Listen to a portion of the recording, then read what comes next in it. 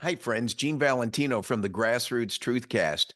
You've got to join us not only for the great shows and entertainment and guests, but you got to join us because our sponsorship is growing and it would mean a lot to them, not to mention me, if you come on board. And the one we're featuring this week is Luis Sanchez from the Cigar Shop. He owns a company called La Tradicion Cubana. The Cigar Shop, Miami, Florida, since 1995. This Luis is really one heck of a guy. He's determined to manufacture cigars based on an unprecedented excellence in quality using old fashioned Cuban methods. Uh, the cigar isn't always cheaper, but it is better. And if, like you're drinking a fine wine, you got to have a fine cigar, look for Luis Sanchez at the cigar shop. He helped me find a nice Connecticut wrapper with a Nicaraguan blend. And this cigar has become not only my enjoyment, but this cigar has also become my brand and my marketing tool. If you notice up close, we've got a little label he's put on there for me. And that's my website, genevalentino.com. Uh, it's at the Grassroots Truthcast. Now, here's the deal. You go to thecubanshop.com, find the cigar you want, and Luis will throw in the labels for free. But you got to tell him Gene sent you. Tell Luis Gene sent you. The labels are free. These are $50 to $100 values based on the count. And you can get this to become part of your branding experiment. I'm using this with my guests on the Grassroots Truthcasts. This could be your brand on your product, your service, anywhere in the world. Look for Luis Sanchez at thecubanshop.com. Thanks for joining us. Enjoy your smoke. All right, joining us now, our friend Gene Valentino, host of the Grassroots Truthcast. Gene Valentino, welcome back to State of the Nation. What is on the menu today, sir? Well, I thought I'd do a little smorgasbord and step into TNT about an hour ago, just before Roger Stone. And I want to tell you and your producers what a lineup that you guys have had today. Roger Stone starting the conversation. I've got a book. In fact, I'm reading one of his books right here now, The Man Who Killed Kennedy by Stone, The Case Against LBJ. What a provocative story. There's a few other, he has a few other books worth reading, but I just want, then you move into a thing that you and we have talked about in previous episodes, the benevolence of the United States of America. And here you are with a Brad Johnson doing his best to help the afflicted, the impoverished in Haiti survive. And then I'm listening to Corey Mills's office, Congressman Corey Mills. I was in touch with his he's a congressman from Florida. Uh, I have many retired friends that stay active in special operations. They don't want their identity revealed or disclosed. And I was told, uh, Brad Johnson, if you're still listening, that we may have access to 28 aircraft, which includes Seahawks and Blackhawks. That could become available to your good benevolence and your good mission work, not to mention the rescue and extraction of those in political or physical strife and for the wellness of their own being to get the hell out of there. You guys have touched every issue that I'm so impressed with in your conversation and your ability to stay on top of all of it. The real concern to me is our benevolence, which we talked about in the last episode, gentlemen, can only go so far, right? I mean, how much can we do? Here you have a not-for-profit group like Brad Johnson stepping up to take care of those in need. And we should. I don't have a problem doing it. We did it before World War II. We did it during the Berlin airlift and the Marshall Plan, and then helped create NATO for the sole purpose of being benevolent and helping lift up those nations of the world, underprivileged, that want to follow our democratic way. The problem today is with the budget and the greed sitting with some corrupt politicians within our own governance, within our own system. Those dollars cannot be accounted for. We track and wonder what's being spent in Ukraine, not whether Ukraine should be a governing entity of their own. But I pose the question: you've got a Mexican border and a Mexican president who's now trying to hold Joe Biden hostage. Give me $20 billion and I'll talk to you. Do you think Donald Trump would have ever tolerated that talk? So I pose the question to you. My friends think I'm crazy. Why not make Mexico the 51st state of the nation? Make Haiti the 52nd, and so forth. Now, here's my thinking. Instead of them bombarding our border to come over here to enjoy what we have, why not they stay right where they are and let us bring economic development opportunities there, plants there, more production there? We did Hawaii and Alaska back in the 50s during just around the Eisenhower administration. It was, in this case, an economic opportunity. China's doing it, but they're doing it with an oppressive regime change attitude. Why not do a deal with them and let them become our 51st, 52nd, 53rd state? Oh, by the way, they stay right where they are. They enjoy the benefits that they're rushing here to knock down walls to enjoy. They pay their taxes. They pay their taxes. Instead of being takers, they're contributors like you and me. And they become the culture, the genesis of a culture that's changing in the United States now spreads into other states of the United States, not just the 50 states we have. And you want to earn the right to become a state in the United States, the Union of the United States of America, then you follow the checklist. You pay your price by paying your taxes. You contribute. You become productive. You become wage earners, and you enjoy those benefits. And oh, by the way, I heard what Timothy was saying, or what you were saying, Hesh.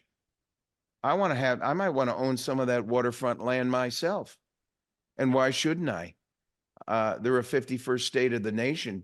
It's not restricted to just the state of Mexico. It would be to anyone else, just like they're coming to Florida now, just like they're coming to Texas to enjoy the riches we have and the rules we have in the governances of our states. Very interesting idea. I hope it's considered in the future. It is an interesting idea, Gene. As my erstwhile father-in-law, may he rest in peace, once told me, no flag in the world screams empire more than the American flag with its 50 stars. We can always add to it, he said. So why not add a couple more stars, or 5 or 6, or whatever it turns out to be? You wouldn't be putting any more burden on FBI because they already don't follow up on cartel crime, right? So it's not like they'd be putting in any extra hours. I think Puerto Rico would have something to say about that. I think they called dibs a while ago, but it is an interesting concept for sure. Yeah, it is a republic that I should say, Puerto Rico is like a republic that has the ability to engage with us through treaties, but they don't enjoy the privilege of full statehood, but they do have some representation in Congress. I think it's disparate and inconsistent with a lot of other regulation we have in this nation. I suggest Puerto Rico become a state. And we have business relationships there now, but they can pay their taxes like we are. And they can also be a beneficiary of the healthcare system. In fact, it gives us a leverage to expand our healthcare system in a more coordinated way. And by the way, with more actors and players in the game, we don't have to rely on China, whether it's fentanyl or any of the other drugs we desperately need in our medical system. I'm picking on the medical system at this second, but I can give me a few. We'll get these other nations to help us back reinstate agriculture and all the other industries that we've given up on. And poor farmers in the States have felt the need to sell their land off only to realize after the fact they've sold it to China right next to a military base. That's the kind of stuff we can take back and protect this nation and the beautiful sovereignty that Europe once envied after World War II. Wow, Gene, I like the idea. I still think we're going to have to see some sort of reckoning. Shout out to Timothy Shea. Some sort of drainage of the state, the UN state of the United States of America, because I'm afraid we'll just see more Clinton Foundation style stuff happen if we were to go through with your plan. But if we could get these agencies and these politicians and, some of the, maybe we could move Silicon Valley to Haiti. Maybe we could move, I don't know, we could move the FBI headquarters to Puerto Rico. We could even this out. I think you're onto something here, Gene, but we got a lot of work before we can get there. Gene, we're almost out of time. Take us out. Make sure people know where to find you. Thank you, guys. www.genevalentino.com or www.grassrootstruthcast.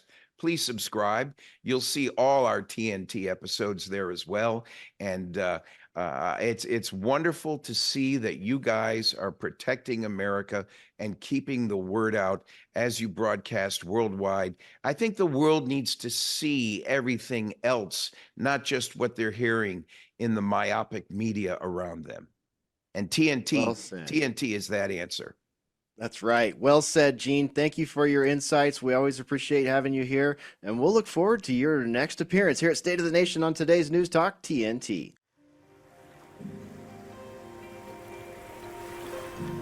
I remember the first meeting that I had with our chief medical team, and I said to them, life comes down, you're going to be judged by the choices that you make. And when the choice to start this company came up, it was a no-brainer, because we all need to fight for what we believe in, and we need to strive for something.